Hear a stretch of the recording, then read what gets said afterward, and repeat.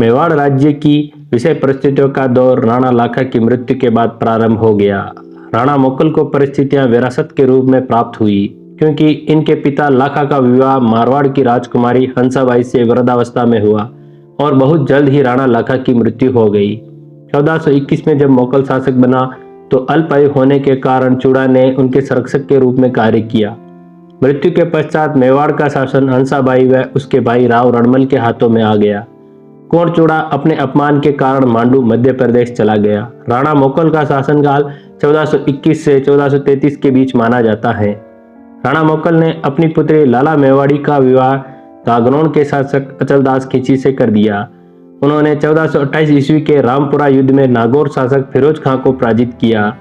मेवाड़ राज्य में राणा मोकल ने हिंदू परंपरा को स्थापित करने के लिए तुलादान पद्धति को लागू किया। इस परंपरा के तहत मंदिरों के लिए सोना चांदी दान के रूप में दिया जाता था।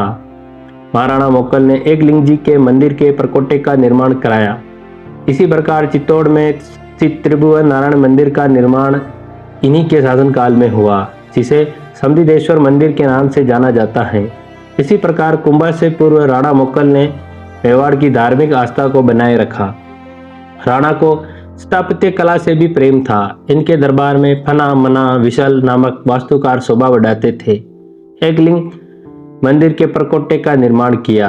1433 ईस्वी में अहमदाबाद का सुल्तान अहमद शाह डूंगरपुर राज्य से होता हुआ चिलवाड़े की तरफ बढ़ा और वहां के मंदिर तोड़ने लगा। यह खबर सुनते ही महाराणा ने उसे रोकने गया।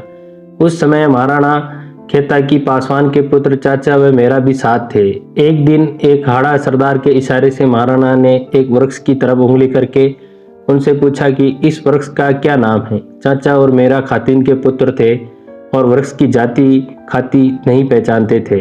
महाराणा ने तो शुद्ध भाव से यह बात पूछी थी, परंतु इसको अपमान समझकर चाचा और मेरा बुरा मान गए। उन्होंने महाराणा को मारने का निश्चय कर महिपाल परमार आदि कई लोगों को अपने पक्ष में मिलाया और उनको लेकर महाराणा के शिविर गए। महाराणा और उनके पास वाले उनका इरादा जानते ही उनसे लड़ने लगे। महाराणा पक्ष के कुछ आदमी मारे गए और महाराणा भी मारे गए।